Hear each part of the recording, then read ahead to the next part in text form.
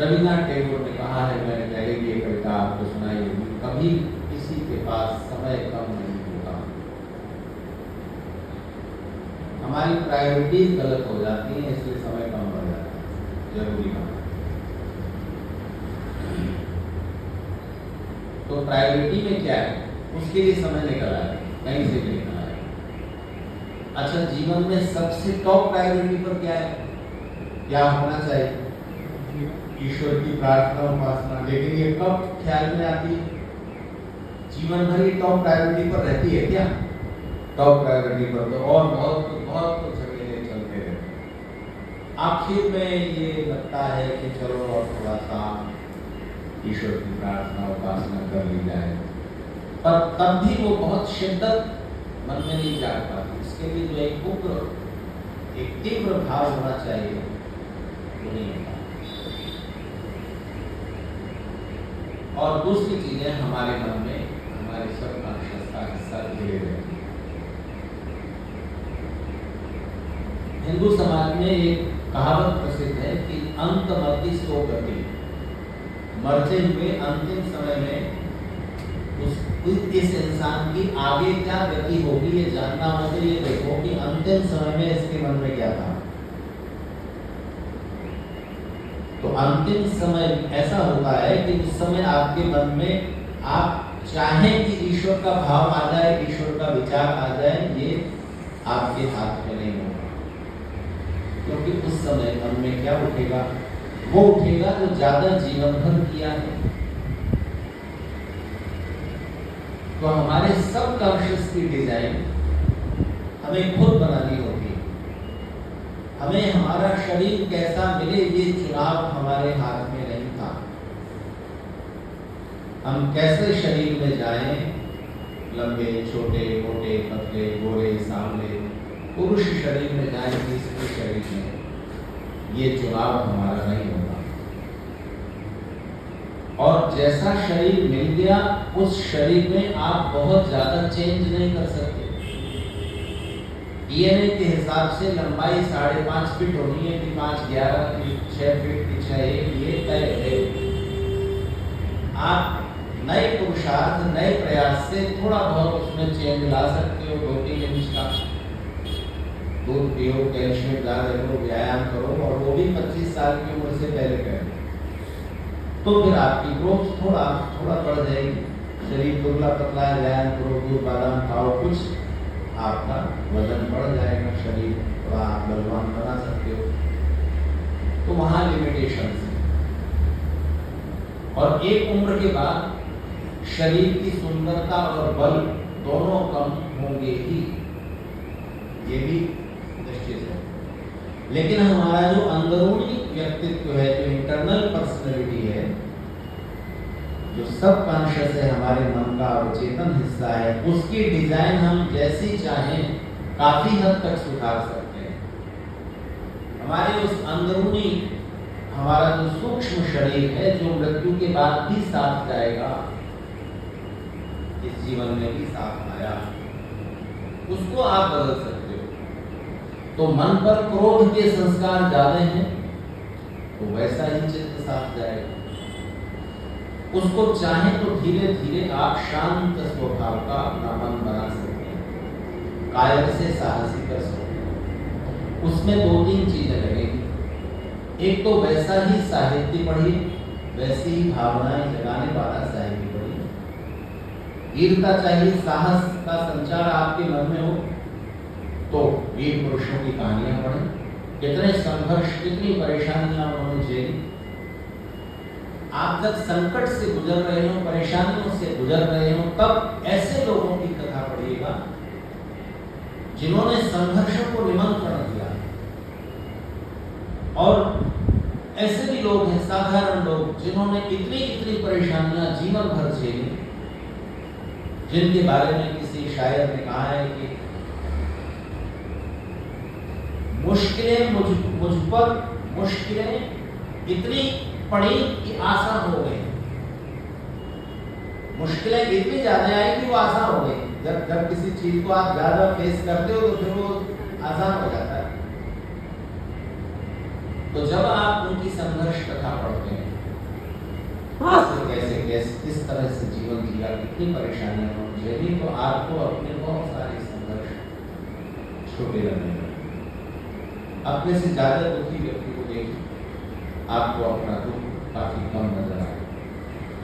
तो ये भी एक तरीका है। तो मन की डिजाइन बनाने के लिए एक तो ऐसा साहित्य पढ़ें, ऐसे लोगों की संगति में रहें, सत्संग में जाना इसीलिए सलाह दी जाती है कि सत्संग का मौका छोड़ना नहीं चाहिए। लेकिन अगर मन की डिजाइन ही बहुत कलुष से भर गई है तो फिर उधर रुचि नहीं होगी। तुलसीदास ने लिखा है ना कि तुलसी पिछले पाप से प्रभु चर्चा न सुहाए, जैसे ज्वर के वेग में भूख विदा हो जाए। अब बुखार आया हुआ हो तो आपको अच्छी चीज भी कड़वी सी लगती है। तो मन की डिजाइन हम चाहें उसके लिए अंतर मन में भाव जगाना पड़ता है कि हम ये करेंगे।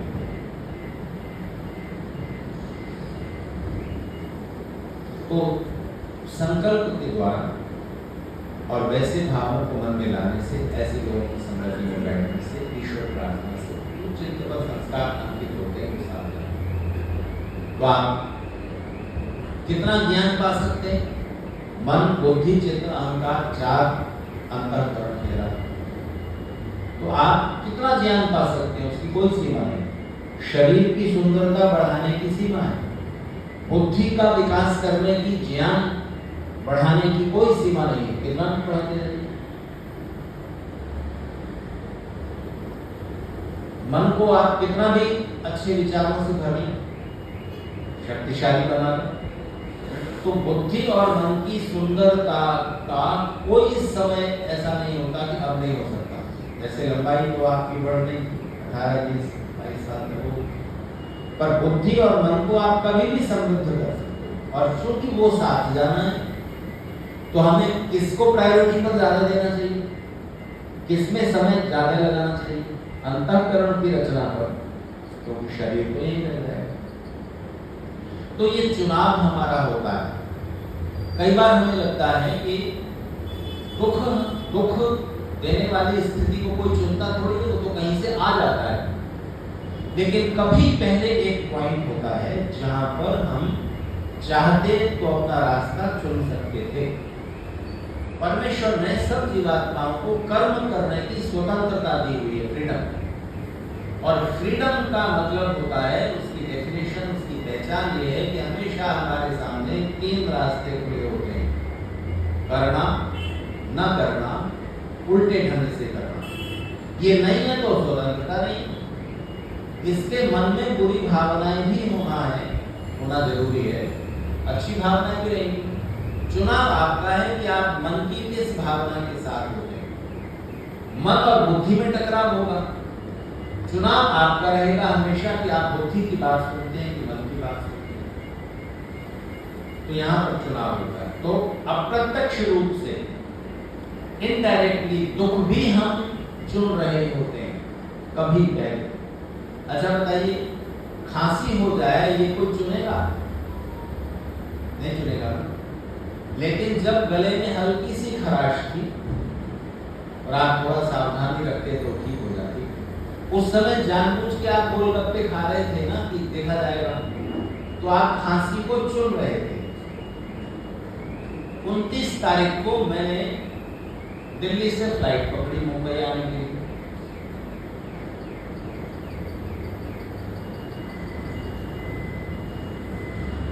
दिल्ली एयरपोर्ट पर पहुंचना बड़ा तकलीफ दे काम है। मुंबई आना मुझे ट्रेन से सरल पड़ता है। मथुरा से अगस्त क्रांति पकड़ो, शाम को 6:45 बजे बैठो, सुबह 9:30 बजे रात को फ्लाइट पकड़ने के लिए सुबह की फ्लाइट लेनी है तो या तो एक रात पहले आओ, दिल्ली कहीं रुको, या सुबह निकलो। 9 घंटे चाहिए कायदे से फ्लाइट पकड़ने के लिए, 1 से 9 घंटे चाहिए। तो मैं कतराता हूँ। अब आगरा से फ्लाइट शुरू हो गई है, पर वो अल्टरनेट डे पर है, 29 तारीख को रही थी। आना जरूरी था। एक बड़ा हॉस्पिटल बनाया अंधेरी ईस्ट में, संजीवनी नाम से वो हॉस्पिटल था। तो एक उद्योगपति ने जो दवाइयाँ बनाते हैं उन्होंने वो हॉस्पिटल खरीद लिया और उसमें 50% हिस्सा चैरिटी के लिए, मतलब 50% लोगों जो एडमिट होंगे उनसे वो पैसा लेंगे और 50 सीटें, अगर 100 सीटें तो 50 रखेंगे चैरिटी के लिए, जिसमें एक पैसा उन्होंने नहीं, और सारी फैसिलिटी उन्होंने उसमें उपलब्ध कराई।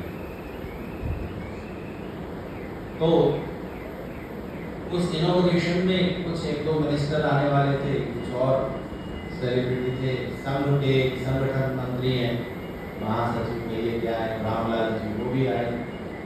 तो उन्होंने मुख्य भाषण उसमें मेरा रखा था, क्योंकि वो चाहते थे कि लोगों को प्रेरणा मिले कि वहाँ और उनके ही स्तर के लोग इस ऑडियंस में होने, तो उसके लिए मैं आया। तो मैं भागते भागते पहुँचा, सामान भी मैंने लगेज बैग पर न डालना पड़े, इतना कभी कुछ बात हो जाए रास्ते में, ट्रैफिक जाम कहाँ मिल जाए कुछ कह तो नहीं सकते हैं, इसलिए बस एक अटैची छोटी सी वही मैंने ले ली। करना भी क्या था कि जो कपड़े बहुत ढूंढने पर भी मुझे साइड की सीट नहीं मिली, बीच की सीट मिली। हर रो में बीच की सीट खाली, तो बीच की सीट मुझे लेनी पड़ी और बीच की सीट मुझे तकलीफ देती लंबाई की वजह से। साइड की सीट थोड़ा आराम होता है, एक पैर तो कम से कम बाहर निकालने के लिए तो उसके अंदर नहीं आ जाए, आराम थोड़ा हो जाता है। इंडिगो वाले तो बड़े बिजनेसमैन, हर चीज उनके यहाँ पैसे पर। आपको थोड़ा लेग स्पेस चाहिए तो 300 रुपये 400 रुपये एक्स्ट्रा दो, तो वो दरवाजे के साथ वाली हो जाता है। पानी फ्री दे देते हैं, ये उनकी अभी तक मेहरबानी चल रही है। तो खैर मैं बैठ गया, थका हुआ था, हवाई जहाज रनवे पर दौड़ने लगा, मुझे नींद आ गई। तब उसने टेक ऑफ किया, मुझे नहीं पता, लेकिन गोली जैसी आवाज मेरे कान में पड़ी, खौं की, बड़ी जोर से बगल के अंदर खांसे और मेरी आंखें में। फिर वो हर 5 मिनट में खांसते। अब जो आदमी हवाई जहाज का टिकट लेके बैठा है, कुछ तो पढ़ा लिखा सिविलाइज हो गए, और उनको ये भी तो नहीं था कि वो मुंह पर रुमाल रख ले खांसते हुए या हाथ ही रख ले, बस बड़े मजे से खांसते रहते। लेकिन कहो भी क्या, अगर आप किसी को ऐसी सीख दे दें तो और उल्टा आप लड़ाई बोले। तो जी उनके लिए पहले से इंक्लूड था खाना और एक पीने की कोई चीज। तो उन्होंने क्या मांगा, खांस रहे हैं, पीने के लिए क्या मांगा, पेप्सी कोल्ड ड्रिंक। अब आप बताइए ये खांसी और बढ़ेगी कि रुकेगी, ये इनका चुनाव है। तो एक पॉइंट होता है जहां आप चुनाव कर रहे थे, वहां पर हमने वो चुना जो दुख की ओर जा रहा था, लेकिन उस समय सुख था, उस समय सुख अनुभव हो रहा था। तो योगेश्वर श्री कृष्ण ने सुख के 3 विभाग कर दिए। एक तरह के सुख वो हैं जो शुरू में मजेदार लगते हैं और आदमियों में फंस जाते हैं, परिणाम जहर की तरफ है, वो तामसी सुख है।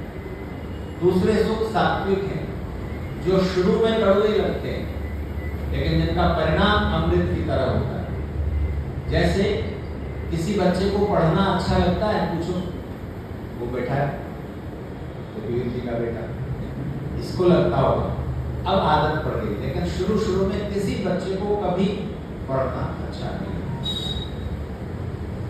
बड़ी मुसीबत है, पढ़ना पड़ता है। बच्चों से पूछो कि आपको बंदर, कुत्ता, घोड़ा, गधा, छिपकली, कौवा, चिड़िया कुछ और बनना पसंद है इंसान की बजाय, तो 100 में 80 बच्चे बोलेंगे हाँ। कारण क्यों पसंद है?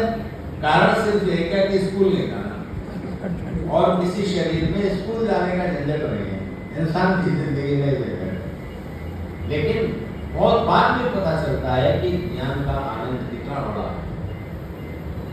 ज्ञान प्राप्त न हुआ होता तो अब भैंस तो नहीं गिन सकती ना, ये कितनी उंगलियां हैं। इंसान भैंस को ये नहीं पता पूर्व किधर है, पश्चिम किधर है, उत्तर दक्षिण किधर है, तो बस चलती है, इधर उंगलियां इधर, अधिकार किधर चल रही। तो ज्ञान के कितने उच्च स्तर पर मनुष्य है, ये एहसास होता है जब ज्ञान के कुछ कण हम प्राप्त कर लेते हैं, इसका आनंद थोड़ा चख लेते हैं, तब पता चलता है। तो जो भी लोग बौद्धिक काम में लगे हैं, दूर से लगता है कि वो कितना बोर हो रहे होंगे, इतनी मोटी किताब पढ़ रहा है। मैंने एक सीए से पूछा, चार्टर्ड अकाउंटेंट से, कि हर साल में 2 बार आप ओवर बिजी हो जाते हैं, दूसरों के हिसाब किताब की फाइल आप देखते रहते हो, दूसरों का हिसाब सही करते हो और उसमें कहाँ कमी रह गई वो ढूंढते हो, बताते हो, ये ठीक कर लो, ये साल ये गड़बड़, ये कागज छूट गया, लाओ। तो आप तो बड़े बोर हो जाते होंगे, आपको लगता नहीं कि आपने गलत प्रोफेशन चुन लिया। तो दूर से हमें तो ऐसा ही लगता है। डॉक्टर को देखिए, कभी भी रात में कॉल आ जाती है और हमेशा ब्लड रिपोर्ट दिखाओ, कैसी टट्टी आ रही, कैसी पेशाब आ रही, क्या, यही सब तो बेचारा देखता रहता है। कितना उसका यानी बोरिंग काम है, दूसरों की बीमारियों को जानना समझना। और सबसे ज्यादा दुखी रहने वाला इंसान मुझे लगता है साइकियाट्रिस्ट। नहीं, आपको महसूस होगा, आप बनना चाहेंगे साइकियाट्रिस्ट। कितने लोगों की पागलपन की बातें और उसको देखना समझना, समझना, दवाई देना, घंटों उनको काउंसलिंग देना, लेकिन उनसे पूछो तो वो सीए बोले कि नहीं, जब फाइल मेरे सामने आती है तो टेम्पटेशन होता है मुझे कि कहाँ गलती है मैं देखूं और अपने क्लाइंट का कुछ भला कर सकूं, तो टेम्पटेशन होता है। तो अगर आप थोड़ा सा उस चीज को दूसरे एंगल से देखते हैं, क्योंकि हर परिस्थिति के 2 एंगल होते हैं, एक जो आपको परेशान कर रहा है, दूसरा एंगल दिखता है जरा दूर, सात्विक सुख है। शुरुआत में कड़वा, परिणाम अमृत की तरह। तो साइकियाट्रिस्ट बोलता है कि जब एक मानसिक बीमार मेरे सामने आता है तो पहले मन में दया है, देखो इसके मस्तिष्क के न्यूरॉन्स कितना न्यूरोलॉजिकल सिस्टम में कहाँ कमी आई, पता करो किसलिए आई, कोई शौक लगा है जिंदगी में तो उसको कैसे ठीक किया जाए। और जहाँ तक मैं कोशिश करता हूँ कि बिना जो मानसिक रोगों को ठीक करने वाली मेडिसिन है उनके साइड इफेक्ट प्रयत्न करना, तो जहाँ तक वो कम दवा देके या ना दवा देके मैं उसे ठीक कर सकूँ। और जब वो कुछ हद तक भी ठीक हो जाता है, नॉर्मल जिंदगी में वापस आ जाता है, तो मेरी प्रसन्नता की सीमा नहीं रहती, मैंने एक आदमी को कम से कम जीने लायक बनाया। तो जब आप उस दूर होने वाले परिणाम पर नजर डालते हैं, तब आपके लिए वर्तमान में जो बोर्डम है, जो आप बोर होंगे सात्विक सुख को देते हुए, उसका फिर वो परिणाम ध्यान में लेना चाहिए। तो सात्विक सुख वो हैं जो शुरुआत में कड़वे रहते हैं, लेकिन जिनका परिणाम अमृत की तरह सुख देने वाला। तीसरे सुख राजसी सुख है। राजसी सुख सरल है, सीमा में लोगे तो सुख रहेंगे, सीमा से ज्यादा ले लिए तो दुख में बदल जाएंगे। अब खाइए पीजिए, मिठाई खाइए या जो कुछ भी, सीमा तक लिया तो स्वास्थ्य लेगी, और सीमा से ज्यादा हो गई तो फिर नुकसान पहुंचेगा। तो हर चीज की सीमा पहचानना और ये राजसी सुखों का ध्यान रखना चाहिए। तो चुनाव हमारा है, तो मनुष्य के सामने चुनाव की स्वतंत्रताएं बहुत ज्यादा है दूसरे पशु पक्षियों की बजाय। कर्म स्वतंत्रता मनुष्य के सामने अधिक है। तो आप रुपया पैसा इन्वेस्ट करते हो, तो रुपया इन्वेस्ट करते हुए आप ये देखते हो कि आप चुनाव है ना कि कहाँ लगाएं, जमीन खरीदें या फ्लैट खरीदें, सोना खरीदें, शेयर खरीदें, कहाँ लगाएं, आपका चुनाव होता है। तो आप कहाँ लगाते हो? जहाँ ज्यादा प्रॉफिट होने वाला संभावना हो। इसके बाद अगर नुकसान हो गया तब ये आपका चुनाव था, ये तो आपका चुनाव नहीं। लेकिन उसको दुख मानना या न मानना ये हमारा चुनाव है। उस दुख में आप कितने दुखी होंगे और कितनी देर तक दुखी रहेंगे, ये आपका चुनाव तो चुनाव हमेशा ये करना चाहिए कि हम उस दुख को, चलो दुख तो आ गया, नुकसान तो हो गया, अब इसकी भरपाई कैसे की जाए। नहीं की जा सकती तो ठीक है, और कुछ नया देखो। डेल कार्नेगी एक बहुत बड़ा लेखक, मनोवैज्ञानिक, वो कहता है कि मैं जब बच्चा था तो मेरी टीचर ने क्लास में जो वो सब्जेक्ट पढ़ाती थी उससे हटकर के मुझे एक मैसेज दिया। वो मैसेज मेरी जिंदगी का माइलस्टोन बन गया या लाइट हाउस बन गया। वो एक दिन क्लास में आई और दूध की बोतल लेके आई, कांच की बोतल, और मुझे बुलाया और कहा कि वो बोतल लो। तो मैंने बोतल हाथ में ले ली। बोले वहां जाकर पत्थर पर इसको मार के तोड़। और टीचर ने कहा है ठीक है, मैंने तोड़ दी। तो उन्होंने कहा कि अब बताओ इसमें मुझे रोना चाहिए, ये बोतल जो दूध अब ये तो तोड़ा गया है, लेकिन टूट भी तो जाती है ना बोतल, हाथ से फिसल करके दूध की बोतल टूट गई तो उसमें कितनी देर तक रोए या कुछ और करें। तो पहला क्या उपाय है, पहला क्या करना चाहिए कि कांच की बोतल टूट गई है, अब दूध फैल गया, जिससे फैला, जिसकी गलती से फैला, वो ढूंढने और रोने की बजाय सबसे पहले तो आप अगर कुछ दूध रुई से किसी तरह बटोर सकते हो तो बटोर लो। बिल्ली तो पी लेगी, जमीन से उठाया हुआ आप बिल्ली कुत्ते के तो काम आ जाएगा, कुछ तो उसका भरपाई नहीं। और दूसरी प्रायोरिटी होनी चाहिए कि कांच के टुकड़े जो फैल गए हैं वो किसी के पैर में न छूट जाए, आपको ही न छूट जाए, उन टुकड़ों को हटाओ, जगह साफ कर लो। नए दूध के लिए सोचो, नया दूध कहाँ से लाएंगे, आपको अगर पीना है चाय बनाने की और बात। तो नया पुरुषार्थ हमेशा हमारे हाथ में है। कर्म स्वतंत्रता के लिए जो नया पुरुषार्थ है, जो नया एफर्ट है, वो हमेशा हमारे हाथ में होता है।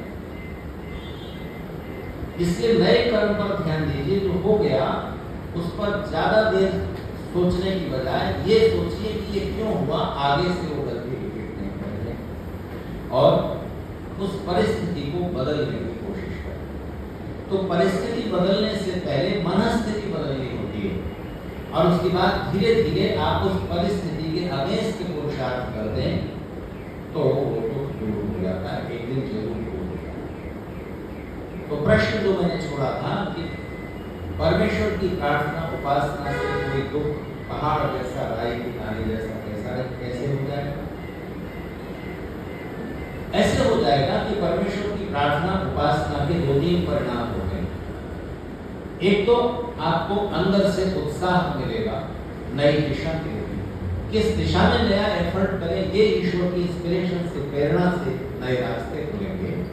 ये ईश्वर की प्रार्थना से होगा और तरीके से होगा। दूसरा क्या होगा? दूसरे आपका मनोबल बढ़ेगा, जिस परिस्थिति से आप गुजर रहे हैं उस परिस्थिति को सहन करने की शक्ति विकसित होगी। और तीसरे चूंकि परमेश्वर की उपासना का एक बड़ा फल होता है आनंद की प्राप्ति। तो अंदर अंदर अगर आपके आनंद संचित होता है तो आखिर ज्यादा धन आप क्यों चाहते हैं? कोई भी चीज संसार की आप इसलिए चाहते हो और उसके लिए अपार मेहनत करते हो इस उम्मीद में कि इससे सुख मिलेगा, और जरूरी नहीं कि सुख मिल जाए। बहुत धन इकट्ठा होने से क्या सुख मिल जाता है? हमेशा नहीं होता ना।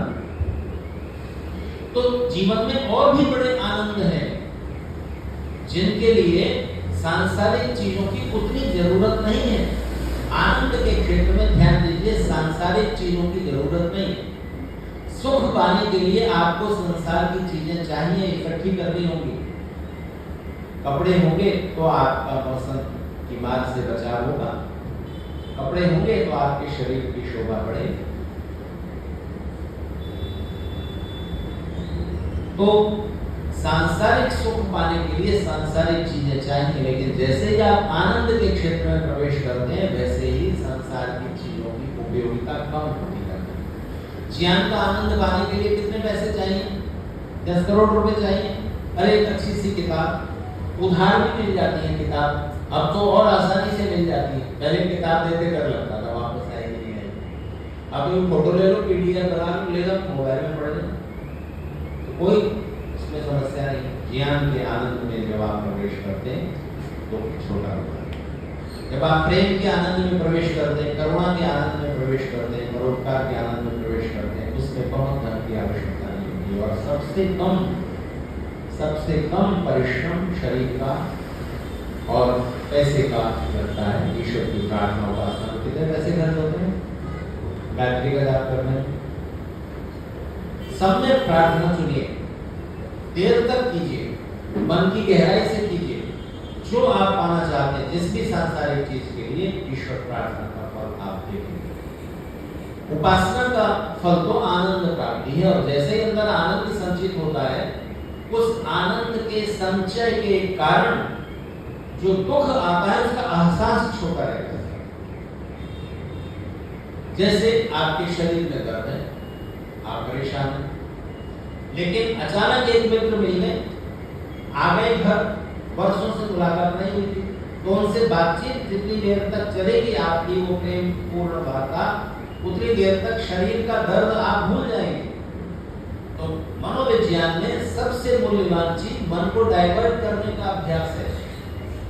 अगर मन उसी दुख में लगाना है तो उसको पराजित करने के रास्ते क्या है वो सोचने में लगाइए और नया पुरुषार्थ शुरू कीजिए। तो हमेशा नया कुछ कर्म करने का चुनाव और स्वतंत्रता हमारे हाथ में होगी। संस्कृत का एक नीति श्लोक सुने,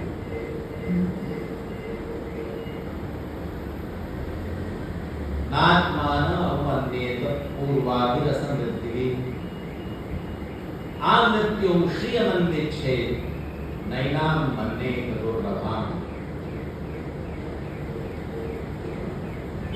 पिछली असफलताओं की वजह से, पिछली असमृद्धि की वजह से अपने को अवसाद में मत डालना, अपने को हीन मत समझना। आमृत्यो श्रियमन्विच्छेत्, मृत्यु पर्यंत धन ऐश्वर्य सुख सौभाग्य को पाने के लिए पुरुषार्थ करते रहना। नैनां मन्येत दुर्लभम्, श्री लक्ष्मी ऐश्वर्य सुख सौभाग्य को दुर्लभ मत मानना, फिर आएंगे। और वो लोग ज्यादा प्रभावशाली और अपनी ईगो सेटिस्फाई करने वाले हो जाते हैं जिन्होंने बार बार नष्ट होने के बाद फिर से नया पुरुषार्थ शुरू किया। हमने फिर से वो अचीवमेंट पाया। तो जीवन में जो भी ऐसी परिस्थितियां हैं उनमें से ठीक चुनाव कर पाना, ठीक दिशा में मन को लगा पाना, ये स्वतंत्रता का सही बात है। परमेश्वर ने मनुष्य को स्वतंत्रता दी है कर्म करने की, और कर्म करने का सामर्थ्य अवसर अधिक दिया है दूसरे पशु पक्षियों की बजाय। एक और सौभाग्य दिया है कि हम मिलकर के सामूहिक पुरुषार्थ ज्यादा अच्छे से कर सकते हैं। दूसरे पशु पक्षियों के बीच सामूहिक पुरुषार्थ करने का भाग कुछ में मिलता है, पर बहुत थोड़ा। जंगल में रहने वाली गाय भैंसे, जो जंगली गौएं और भैंसे हैं, वो 100 में 99 बार शेर को हरा देती। अकेले वो कमजोर है शेर के आगे। लेकिन जंगल के नियम बड़े विचित्र हैं। जैसे कोई मांसाहारी हिंसक खतरनाक जानवर आसपास होता है और ये शाकाहारी प्राणी घास कर रहे हैं, चिड़ियां अलग तरह की आवाज करने लगती हैं। अच्छा बताइए, किसी चिड़िया का कोई शेर शिकार कर सकता है कभी? उसको तो मालूम है कि शेर मेरा क्या बिगाड़ेगा, तो फुर से होके ऊपर बैठ जाएगी, उड़ जाएगी आसमान। लेकिन न जाने क्या ईश्वर में भरा हुआ है कि दूसरों को सावधान करती हैं चिड़िया, चे करके अलग तरह की आवाज निकालती है उस समय, जैसे कोई भेड़िया, कोई चीता, बाघ, शेर आसपास है। सारे शाकाहारी पशु सावधान हो जाते हैं। तो जो गौएं घास चर रही थी, भैंसे, जंगली भैंसे, वो क्या करती हैं, तुरंत अपने बच्चों को, अपने बछड़ों को बीच में ले लेती हैं और गोल घेरा बनाकर खड़ी हो जाती है। सींग बाहर की तरफ, पूंछ अंदर की तरफ, और शेर हमेशा पीछे से हमला करता है। वो पीछे से देखता है कहां से हमला कर पाऊं, चारों तरफ से सींग दिखाई देते हैं, इधर जाता है इधर जाता है, चारों तरफ घूमता है, सींग ही सींग है। अब वो कहीं से भी हमला करने की हिम्मत करता है अगर, तो 3-4 गौएं या भैंसें एक साथ उसको सामने मुकाबला करती हैं और सींगों की मार मार करके उसको भगा देती हैं। 100 में 99 बार शेर को असफल रहना पड़ता है उनकी सामूहिक शक्ति के सामने। मनुष्य समाज में एक है नहीं, अभी मैंने आपके सामने जो गजल पढ़ी, पहले जमी बटी, फिर आसमां बटा, खुदा भी बांट लिया, ईश्वर को भी बांट लिया। तो बंटवारे हैं, ईसाई समुदाय अलग है, मुस्लिम समुदाय अलग है, हिंदू समुदाय अलग है। सामुदायिक भावना, सामाजिक भावना, सामाजिक शक्ति की चेतना सबसे कम किसमें है? हिंदू। बाकी सब में अपनी सामाजिक चेतना प्रबल है, वो अपने पूरे समुदाय के स्तर पर सोचते हैं। हिंदू सोचता भी नहीं, करने की तो बात नहीं। पानीपत की लड़ाई में जिसने देश का इतिहास बदला, दोनों तरफ से विदेशी सेनाएं, विधर्मी सेनाएं और हिंदू सेनाएं दोनों तरफ से जो लड़ रही थी, उनके मिलाकर जितने सैनिक थे उससे दोगुने दर्शक थे जो देख रहे थे। अरे एक पत्थर उठा के मारो तो शत्रु सेना भाग जाए, लेकिन देश कॉन्सेप्ट में था ही नहीं। जैसे ये अत्याचार करता है हमारा देशी राजा, ऐसे कोई दूसरा भी शासन करेगा तो होए हमें कहानी, ये भाव मन में सबकॉन्शियस में बैठते हैं। तो एक सबकॉन्शियस होती है एक इंडिविजुअल की, एक सबकॉन्शियस होती है समूह की, पूरे समाज सामाजिक। तो देश प्रायोरिटी पर नहीं था, तो उनके लिए वो लड़ाई क्या थी? क्रिकेट का मैच, देखें कौन जीतता है। तो हमारे हिंदू समाज में भी जो ऊपर वाला तबका है 20-30%, वो देखता है टीवी पर चुनाव परिणाम, देखें कौन जीतता है। अगर चुनाव फ्राइडे को कर दिया चुनाव आयोग ने, तो फ्राइडे की छुट्टी वोट डालने, सैटरडे संडे की वैसी छुट्टी, एक छुट्टी और कोई बढ़ जाए, 3-4 दिन का लॉन्ग वेकेशन अगर हो गया तो 80% समर्थ हिंदू, सामर्थ्यशाली हिंदू कहीं पिकनिक पर चले जाएंगे वोट देंगे। इसलिए जब जब वोट परसेंट बढ़ जाता है तो विश्लेषक ये अनुमान लगाते हैं कि ये वोट बीजेपी का है, क्योंकि मुस्लिम वोट तो 100% पड़ेगा, वैसे ही पड़ेगा, छुट्टी हो नहीं हो उसे तो वोट डालना है। लेकिन हिंदू वोट तो अगर बढ़ा है तो वो हिंदू वोट भी बढ़ा है जो कि नहीं पड़ता।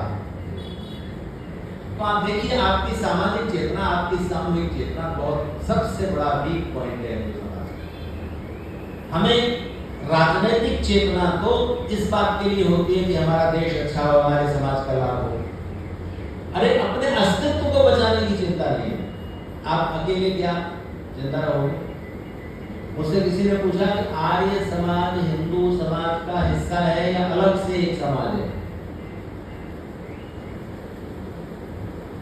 तो मैंने कहा कि हर आर्य समाजी ये बात अच्छी तरह से जानता है कि अगर हिंदू समाज मिट गया तो आप बताओ वेद कथा कैसे सुनाओगे? और आर्य समाजी कितने दिन तक आप जिंदा रह पाओगे? कितने से हो? तो आप हिंदू समाज का हिस्सा हैं, उस विराट हिंदू समाज का हिस्सा हैं, तो आपका अस्तित्व भी सुरक्षित है। तो अमेरिका में मुझे 2 सिख मिले, लंबे तगड़े तो होते ही हैं, वो फिर पगड़ी बांध के तो और मुझसे लंबे, ठीक है।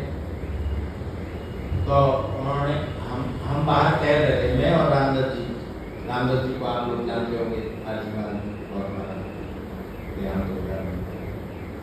तो हम लोग शाम को टहल रहे थे, तो वो 2 सिख आए और हमें देख कर रुक गए और हमसे बात करने लगे, कहाँ से आए हो, क्यों आए हो? हमने कहा यहाँ से कॉन्फ्रेंस थी। तो मैंने पूछा आप कहाँ से हो? बोले अच्छा हम वहाँ से हैं। मैंने कहा अच्छा मैं वहाँ गया हूँ, लुधियाना। तो दूसरा बोला छठो जी हम तो खालिस्तानी हैं। तो उस समय पंजाब जल रहा था, तब की बात है, सन 90 के आसपास पंजाब में आतंकवाद बहुत बढ़ा। हमारे सुभाष जी बैठे तो बोली बोली रही, ईश्वर की कृपा जीवन अच्छा। तो मैंने उनसे एक बात पूछी, मैंने कहा कि एक बात बताओ, जो भी खाली स्थान आप चुनोगे खाली स्थान के लिए, तो आप वो पाकिस्तान वाला पंजाब क्यों नहीं चुनते हो? ये वाला ही क्यों चाहिए आपको? उसकी तो डिमांड आप नहीं कर रहे। उधर से भी हो ना, चलो कुछ हिस्सा उधर से ले पाओ तो इधर से उतना ही ले लो। तो मैंने कहा एक बात याद रखिए ना, आप ले लो अपना देश, लेकिन क्या मान लो हिंदू खत्म हो गया, इमेजिन करो हिंदू खत्म हो गया, तो एक सिख की तरह आप कितने दिन अपने समुदाय को जिंदा रख पाओगे? ये सबसे बड़ा सवाल है। नहीं आप रह सकते हो। चारों तरफ से जो प्रेशर है ना दूसरे समुदायों का, क्योंकि उनकी तो धार्मिक आस्था यही है कि आप जब तक दूसरों को अपने धर्म में शामिल नहीं करते तब तक स्वर्ग के दरवाजे आपके लिए बंद हैं। आपको उसमें जाना है तो आपको दूसरों को अपने धर्म में दीक्षित करना पड़ेगा, ये उनका पहला सिद्धांत है। तो आप सिख की तरह जिंदा नहीं रह पाओगे हिंदू समाज के खत्म होते ही। कल्पना ही करके देख लो, पता चल जाएगा। तो हिंदू समाज में जो छोटे छोटे वर्ग उपवर्ग हैं, सबसे बड़े जातियों के, फिर प्रांतीयताओं के और दूसरे, इनको दूर करने की जरूरत है। तो 30 तारीख को उस हॉस्पिटल के उद्घाटन में रामलाल जी को मैंने एक सुझाव दिया। मैंने कहा कि इसके बिना हिंदू समाज का जातिवाद का रोग जब तक दूर नहीं होगा तब तक आप शक्तिशाली नहीं हो सकते। आ गए सत्ता में, आ गए 10 साल, अभी 9 साल में 10 साल हो जाएंगे, मोदी जी कब तक रहेंगे? और सारा हिंदू समाज एक व्यक्ति के भरोसे बैठ जाता है, या तो ईश्वर के अवतार के भरोसे है कि ईश्वर आएंगे अवतार लेंगे। अरे उस दिन अवतार लेना था ईश्वर को, उस दिन लेता जिस दिन भारत पाकिस्तान का बंटवारा हुआ। दूध पीते हुए बच्चे हवा में उछाल कर थाली की नोक पर लिए जा रहे थे, निशानेबाजी उनकी चल रही थी। कितने कितने जुल्म हुए, उनको कहने की जरूरत नहीं। ईश्वर ने कब अवतार किए, कब समय आएगा ईश्वर के अवतार का, आप उसकी प्रतीक्षा कर रहे। ये भी हिंदू समाज को कमजोर करने का उसकी सबकॉन्शियस में जो एक बात बिठा दी गई है। तो हम अपने कर्तव्य, अपने कर्म, अपने सामूहिक पुरुषार्थ को भूलकर ईश्वर के अवतार की प्रतीक्षा करने लग जाते हैं। या कोई एक नेता प्रभावी हो जाता है तो सब उस पर छोड़ देते हैं, वो करेंगे जो करेंगे, हम वोट डाल देते हैं। तो ऐसी कमजोरियों से आप काम नहीं चला सकते। तो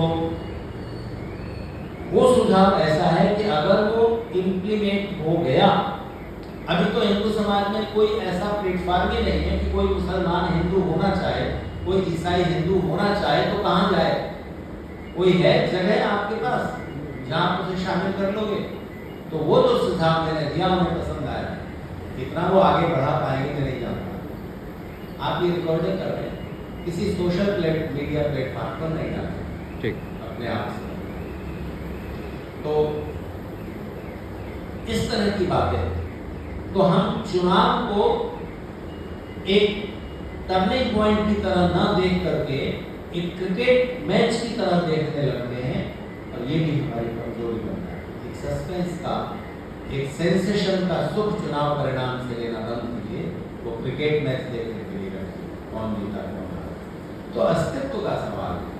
तो हिंदू की जो राजनीतिक चेतना है, अपनी अस्तित्व रक्षा के लिए जो सही समय पर जो सही चुनाव और सही पुरुषार्थ करना चाहिए, यही एक बड़ी कमी है जो हमारे व्यक्तिगत जीवन में रह जाती है, सामाजिक जीवन में रह जाती है। ऋषि दयानंद 19वीं शताब्दी में सबसे पहले अद्भुत दार्शनिक थे, जिन्होंने दार्शनिक चिंतन को राजनीतिक सामाजिक भावना से जोड़ा।